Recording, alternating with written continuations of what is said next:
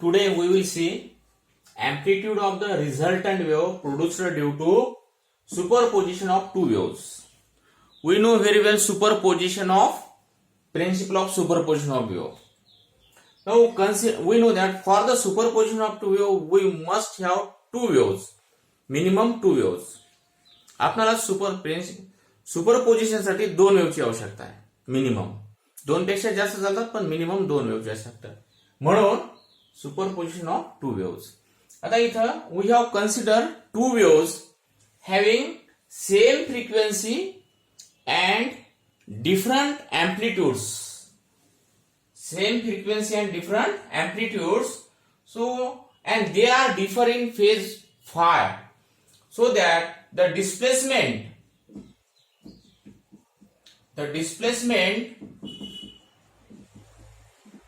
of each wave at x equal to 0 is given by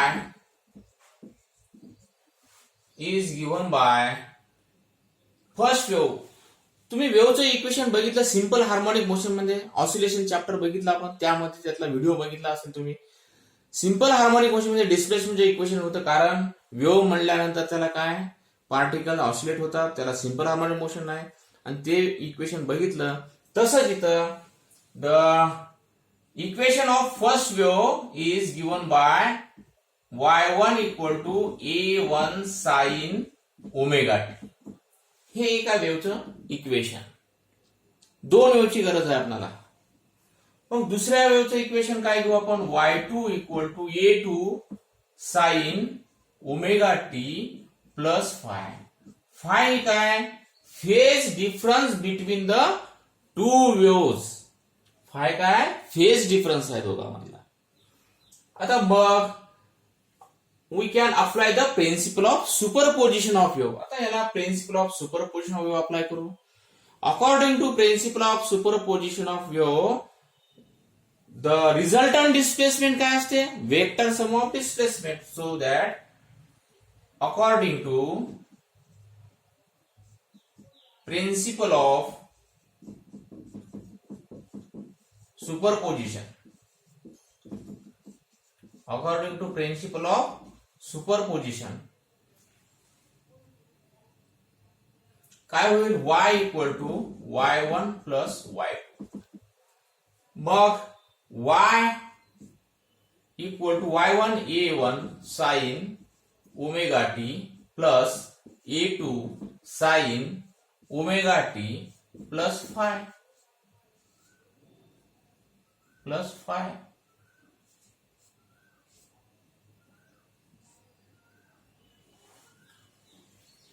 आता ह्या इक्वेशनला solve करा. y equal to a1 sine omega T हे as it is plus a2. इथं sine a plus b चा formula apply करायचा, trigonometric फॉर्म्युली. a2 sine omega T cos phi plus a2 cos omega T, a2 plus a2 cos omega T sine phi. काय केलं आपण, याला sign a plus बी चा formula apply केला. आता या ठिकाणी पहा, इथून आपण या ह्याच्यामधून साइन ओमेगा टी कॉमन काढू. पहा y इक्वल टू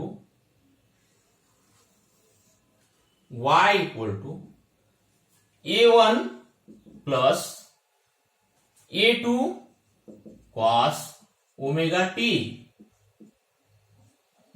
ब्रॅकेटच्या बाहेर sine omega T.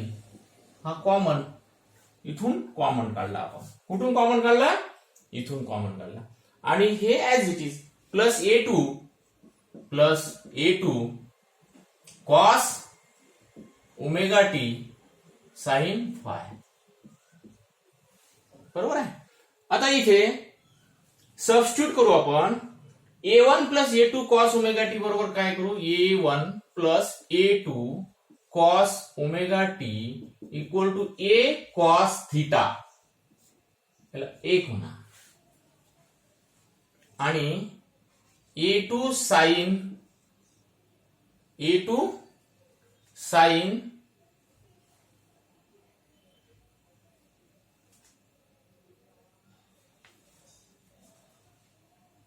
A2 cos phi. Very sorry, cos phi. Therefore here cos phi. A2 sin phi equal to A sin theta. Equation number 2. आता हे value याच्यामध्ये substitute करू.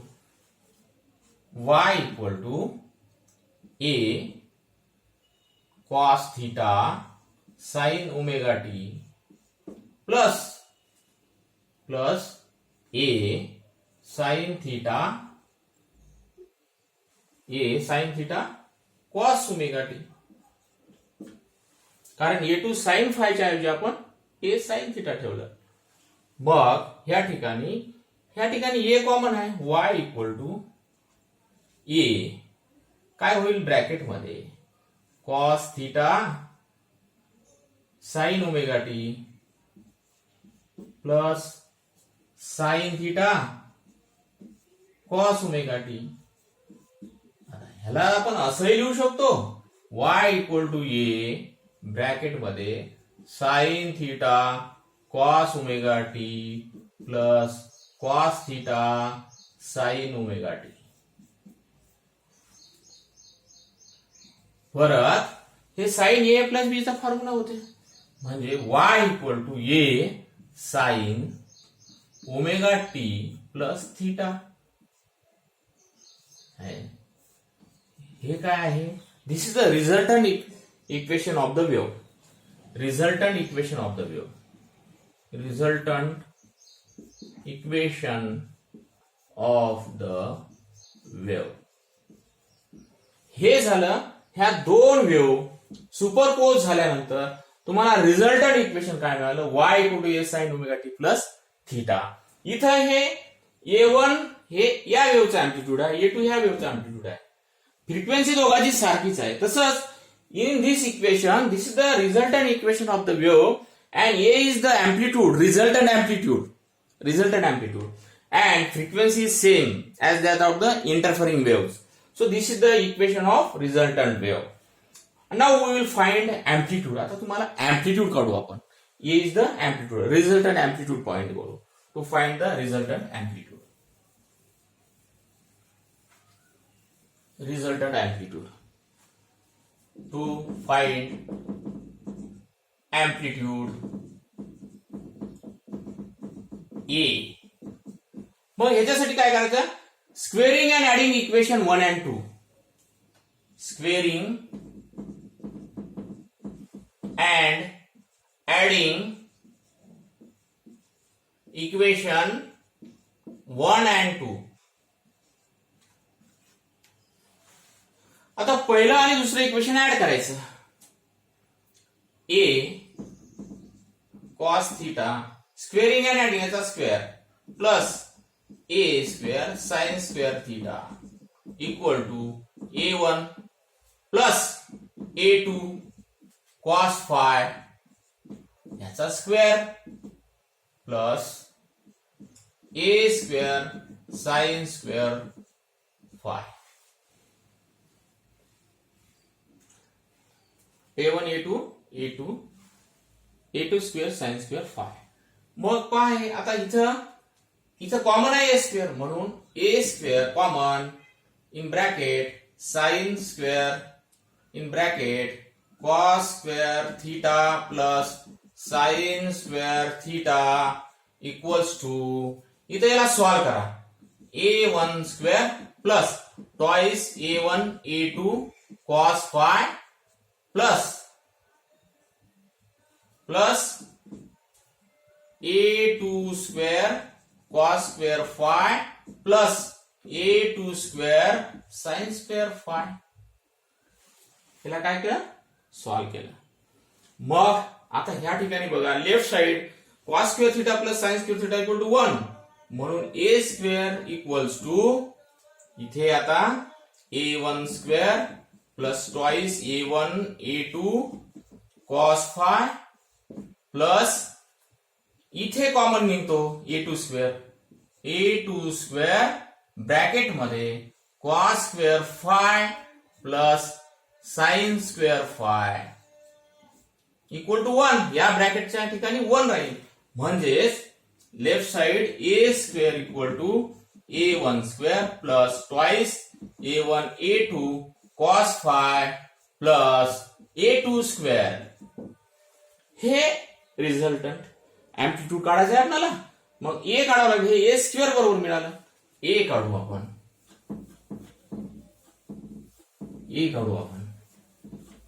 Amplitude काढायचं आहे आपल्याला. ए इक्वल टू काय होईल under root a1 square plus twice a1 a2 cos phi plus a2 square मिळालं. हे झालं एम्प्लिट्यूड, रिझल्टंट एम्प्लिट्यूड. काय आहे रिझल्टंट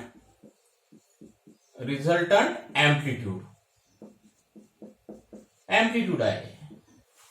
आता ह्या ठिकाणी आपल्याला परत स्पेशल केसेस बघायचे. याच्यात स्पेशल केसेस.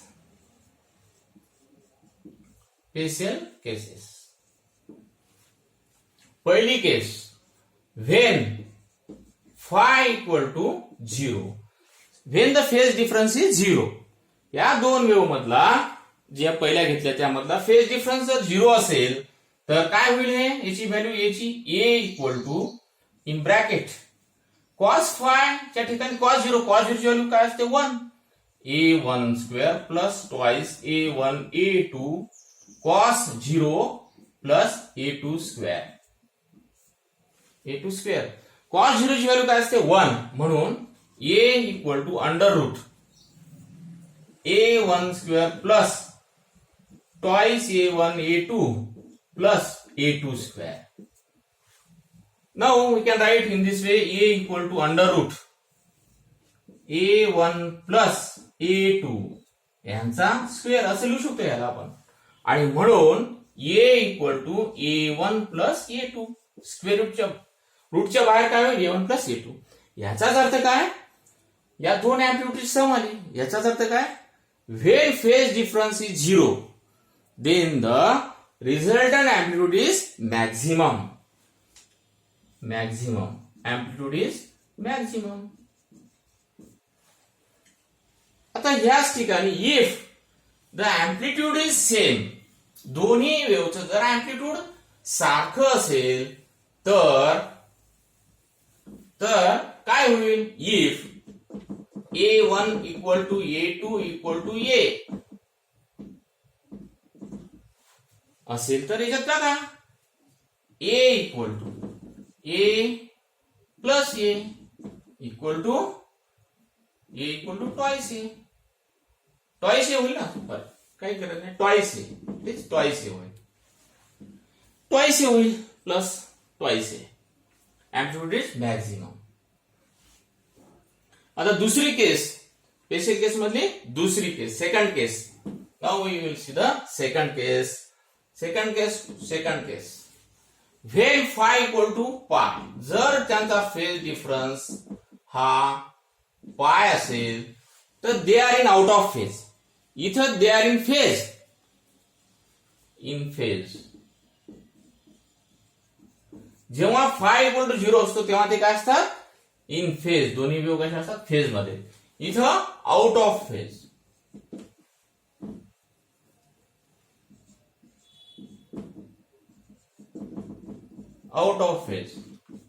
मग परत a equal to under root a1 plus twice a1 a2 cos phi plus a2 square. पुढे a equal to under root a1 square plus twice a1 a2 cos phi ची value pi. Cos pi ची value किती असते -1 म्हणून हे काय होईल a equal to under root a1 square minus twice a1 a2 plus a2 square.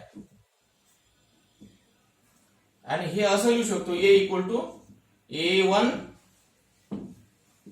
One minus a two चा square आणि ब्रॅकेटच्या बाहेर काय होईल मग a equal to under root a equal to a one minus a two म्हणजेच मिनिमम असणार.